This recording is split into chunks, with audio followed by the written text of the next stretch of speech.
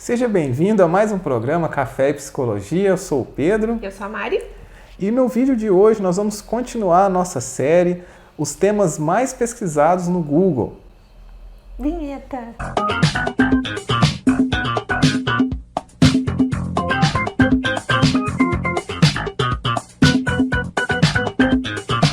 E hoje nós vamos falar um pouquinho, dentro desse processo de autoconhecimento, existe algo que pode nos atrapalhar, que é uma coisinha chamada de autossabotagem. Ninguém faz isso. Não, ninguém. E olha para você ver que interessante, antes de eu citar alguns pontos aqui e a Mari fazer um comentário a respeito disso, queria ler um texto que está em Romanos 7, versículo 15, 17 e 19. Olha o que diz esse texto. Ó. Porque nem mesmo eu compreendo o meu próprio modo de agir, pois não faço o que eu prefiro e sim o que eu detesto. 17. Nesse caso, quem faz isso já não sou eu, mas o pecado que habita em mim. E 19. Porque eu não faço o bem que eu prefiro, mas o mal que eu não quero, esse eu faço. Tipo assim, é uma coisa confusa, né? O que Paulo estava dizendo aqui nesse texto é a respeito da natureza pecaminosa. A gente vai falar da parte psicológica, mas eu preciso te falar assim desse processo de autossabotagem, que muitas vezes nós queremos fazer o bem, muitas vezes nós queremos fazer aquilo que Deus pede para a gente fazer, e por conta dessa natureza pecaminosa que nós temos, existe essa luta dentro de nós. Tem um outro texto, que eu não vou ler aqui, mas se você quiser ler, é Gálatas 5,17, onde fala assim que a carne e o espírito, eles lutam um contra o outro para que a gente faça a vontade deles. Então existe uma luta interna dentro de nós, inata dentro de nós, para que você faça a vontade de Deus ou para que você faça a sua vontade, para que a gente faça coisas erradas. Então já existe essa luta a nível espiritual. E a gente pode vencer à medida que a gente se submete a Deus, à medida que a gente ora, à medida que a gente se submete à palavra dele, para que a gente seja mais tendencioso a fazer a vontade de Deus. Tem um exemplo interessante que eu queria dar para você. Por exemplo, ó, essa caneta. Se ela estiver mais inclinada para cá e eu soltar ela, ela vai cair, obviamente, para o lado de cá. Para cá a mesma coisa. Quando a gente está mais inclinado para as coisas de Deus, se a gente passar por algum momento de luta, algum momento de sofrimento, algum momento que a gente realmente esteja fraco, a nossa tendência vai ser cair nos braços de Deus, vai ser cair nas mãos dele. Agora, se nós estamos tendenciosos àquilo que não agrada a Deus, aquilo que é pecaminoso, aquilo que nos afasta dele, num momento de tempestade na nossa vida, que a gente cair, a gente vai acabar caindo longe dele. Então esse é um exemplo que eu vi uma vez que eu achei muito interessante para a gente parar para pensar de como que está a nossa vida. A gente está tendendo mais para as coisas de Deus ou não. Mas agora falando um pouquinho aqui do aspecto psicológico, e agora a Mari vai me ajudar. Só que não.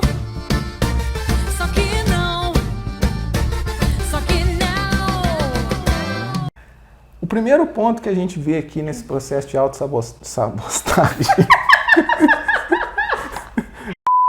Dentro do processo de autossabotagem, a primeira coisa que a gente quer destacar aqui para vocês é a procrastinação. O que é a procrastinação? É deixar para amanhã aquilo que você pode fazer hoje, aquele ditado dos antigos, né?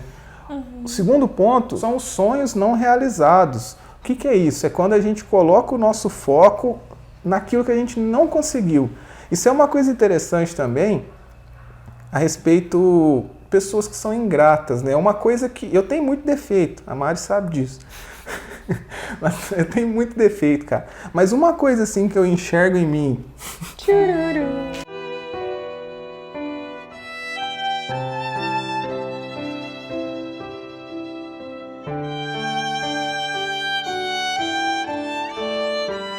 Uma coisa que eu enxergo em mim, assim, que eu agradeço a Deus por isso, é que eu sempre estou agradecendo, assim, a Deus, agradecendo as pessoas. Eu detesto a tal da ingratidão, sabe? Eu acredito que ninguém gosta disso, né? Só que, para a gente não ser levado pela ingratidão, é muito interessante a gente ver onde que a gente está colocando o nosso foco. Porque se eu começo a olhar só o que eu não tenho, só aquilo que as pessoas têm que eu não tenho, só as coisas que não deram certo na minha vida, eu vou ser tendencioso a reclamar, eu vou me auto-sabotar, não vou conseguir correr atrás daquilo. Agora, se eu consigo, sim, ter meus desejos, ter as minhas ambições, mas olhar para aquilo que eu já tenho e ser grato, eu consigo eliminar aí essa autossabotagem decorrente dos sonhos não realizados. O mesmo exemplo da caneta, né? Sim. Se eu fico com o meu olhar com uma distorção cognitiva, né? De questões negativas, filtro negativo, acaba que eu sempre vou pender para o negativo porque eu não consigo ver todo o contexto, né?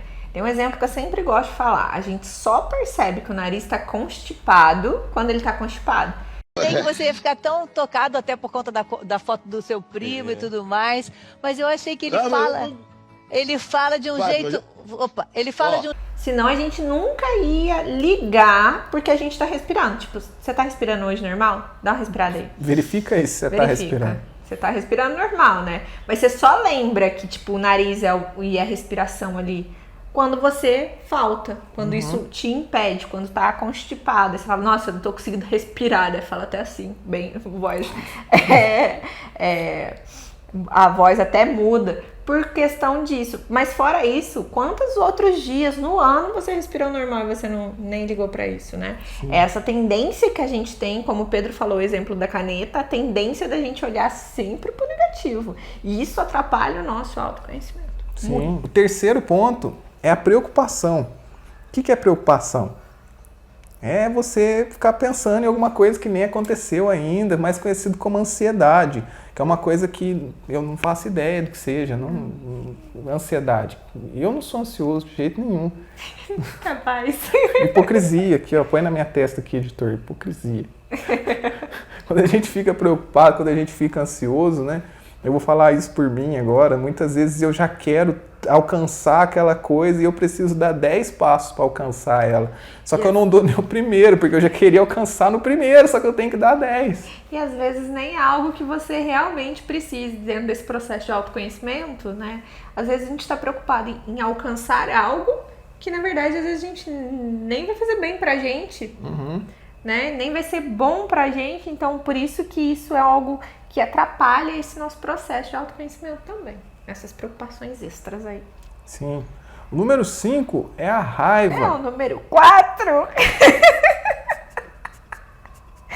Hoje tá ótimo, hein? E o número 4 é a raiva. Geralmente quando você tá com raiva, por falar em raiva, ontem eu vi um vídeo muito interessante do Metaforando. Até comentei com você antes aqui da gravação que ele estava analisando ali uma discussão e falando a respeito de duas pessoas com raiva, que a raiva é um sentimento muito sedutor. E ali ele fez uma análise ali das pessoas naquele processo, onde que, tipo assim, se você está envolvido numa briga, envolvido numa discussão e os dois estão com raiva, dificilmente a pessoa consegue sair daquilo, né? Que ou é o medo ou é a fuga, né? Um vai retroalimentando o outro ali dentro desse processo de raiva, né? E o número 5 é o sentimento de inutilidade. Quando você se vê incapaz de lidar com aquela situação, você se vê incapaz de resolver aquele problema. Às vezes você está diante de um desafio e você é totalmente capaz de fazer aquilo. As pessoas que te conhecem olham para você e acreditam em você, mas você mesmo, olhando para dentro de si, não acredita que você consegue fazer aquilo. Exatamente 8h15 da manhã. O dia nem começou, meu. Mas eu já fui derrotado já umas 6 vezes. Minha vida é uma merda. Esse sentimento é interessante porque olha como ele bloqueia o autoconhecimento. Porque se você olha pra dentro e acha que você não é capaz, e as pessoas ao redor que nem te conhecem tão bem acham que você é capaz, talvez as informações aí não estejam congruentes uma com a outra, né? E às vezes, quando você tem esse sentimento e ele é um sentimento distorcido, um pensamento distorcido, na verdade quem tá achando errado é você. Sim. Né? E aí isso te atrapalha. Então olha como esses 5 pontos que o Pedro levantou aqui realmente dificultam o processo de autoconhecimento, porque toda vez que você tá ali tentando, eles te puxam para baixo. Você tá ali tentando, volta para cá. Tá ali tentando, volta para cá, né? Você acaba ficando num ciclo vicioso disso, né? Você acaba não conseguindo sair dessa bola de neve. E aí cada vez fica maior, cada vez fica maior. Como o Pedro falou, é muito legal, bacana, se você puder procurar uma ajuda para poder resolver isso, né? Psicólogos são legais. Fica a dica. E a gente vai falar agora como quebrar esse ciclo. Eu só queria ler um outro texto aqui, antes da Mari falar essa segunda parte, que está em Tiago 5,16. Diz assim: confessai as vossas culpas uns aos outros e orai uns pelos outros para que sareis. A oração de um justo pode muito em seus efeitos. Biblicamente falando, quando nós erramos, nós confessamos o nosso pecado a Deus com arrependimento e Deus ele nos perdoa. Para perdão dos pecados, nós confessamos a Deus. Mas tem um conselho bíblico de quando você está passando por alguma dificuldade, algum problema, que você não consegue lidar com aquilo sozinho, a própria Bíblia orienta você a confessar aquilo, a conversar com alguém. É o que eu falei agora há pouco da terapia, né? De você se abrir, expor suas dificuldades para alguma pessoa. E a Bíblia fala que aquela pessoa ela pode orar por você e isso vai te ajudar. Então, assim, se você se enquadra em algum desses tópicos que a gente falou acima, e como quebrar esse ciclo, o primeiro conselho que eu queria te dar é esse: converse com alguém. Se você tiver condição de procurar uma ajuda profissional, procure. Se você não tem essa condição, procure uma conversa com alguém maduro, com alguém que possa te ajudar, que possa te orientar. Porque naquele momento de conversa, a pessoa vai identificar coisas que por você estar inserido nesse ciclo, você não está conseguindo ver. E aí vem a importância de quebrar esse ciclo, né? Então, se você, infelizmente, não tem recursos para procurar um psicólogo ou alguém que possa te dar um feedback interessante sobre tudo isso que você está passando, eu vou dar algumas dicas aqui para você conseguir fazer isso aí da sua casa, tá? Lembrando que essas dicas não diminuem a necessidade de você procurar um profissional da área da saúde mental para estar olhando para você, tá bom? Então, a primeira coisa que a gente precisa fazer é reconhecer onde a gente está errando. Então, se você se identificou com um desses 5 tópicos, ou se falando aqui você não pensou, volta o vídeo, dá uma olhada melhor sobre isso, vê se algum desses pensamentos já passou pela sua cabeça ou se ele é predominante na sua vida. Se for, tá, reconhecemos. Agora, o que vamos fazer? A gente vai fazer um trabalho que eu peço até para os meus pacientes fazerem. Quem é meu paciente sabe. Eu falo assim: vamos monitorar esses pensamentos? Então, quando vir esse sentimento, quando vir esse pensamento de procrastinação, ou de, nossa, minha vida eu não realizo nada, ou das preocupações exageradas, todos esses pensamentos vierem na sua cabeça, você vai anotar ele, certo? Isso é uma técnica da terapia cognitivo-comportamental para a gente conseguir entender um esqueleto dos seus pensamentos. A gente vai meio que mapear os seus pensamentos. É como se fosse um mapa do tesouro. A gente vai entender onde que tá dando um probleminha ali, né? Então você vai conseguir ter essa percepção. Quando você conseguir ter essa percepção da onde que está tendo, né, o problema, a raiz do problema, você vai olhar para ela e vai fazer meio igual os filósofos lá. Vai falar assim: tá, deixa eu entender o que está acontecendo aqui. Você vai começar a questionar esse teu pensamento. Mas eu estou pensando isso por quê? Quais são as evidências que apontam isso, que esse pensamento é verdadeiro?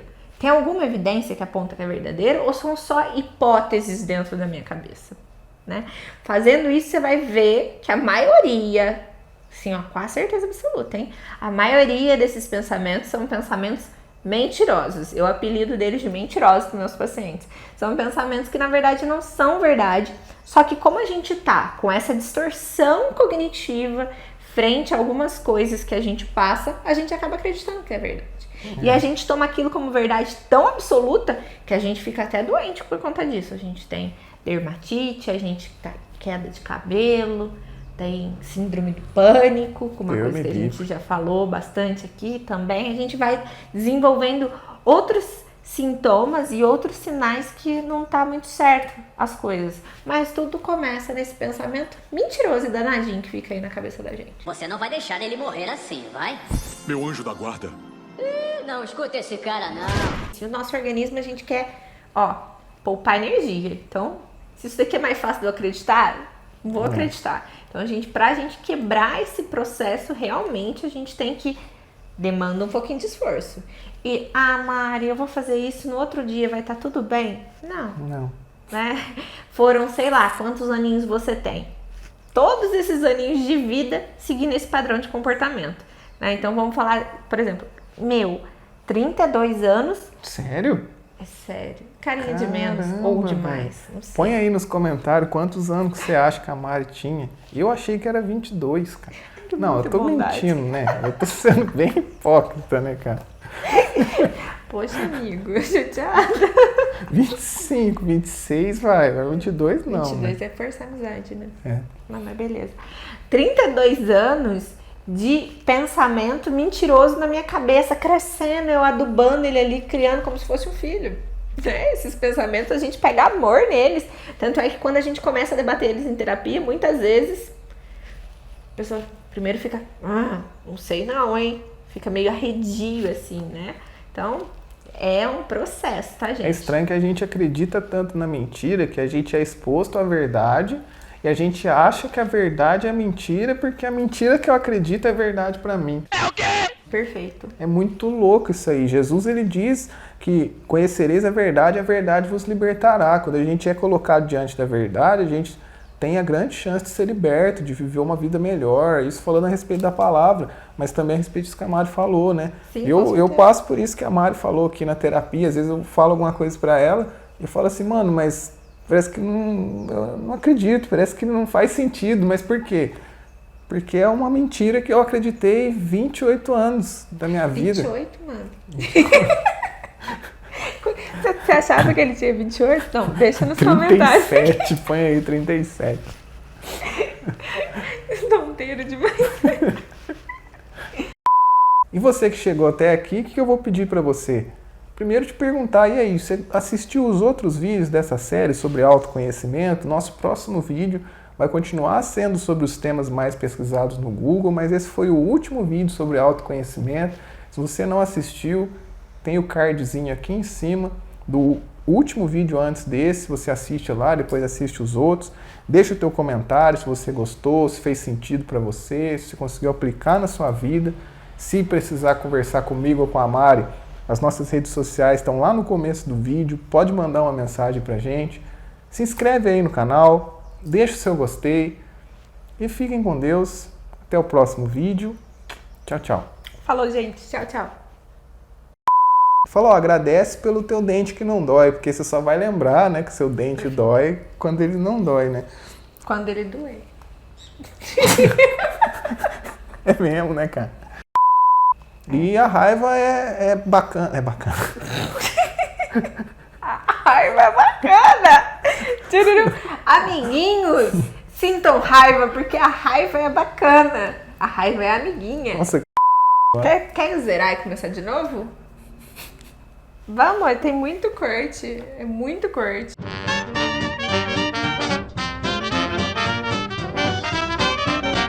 Goiabinha, você tá vendo esse vídeo? Me perdoa. Hashtag retratação em rede nacional.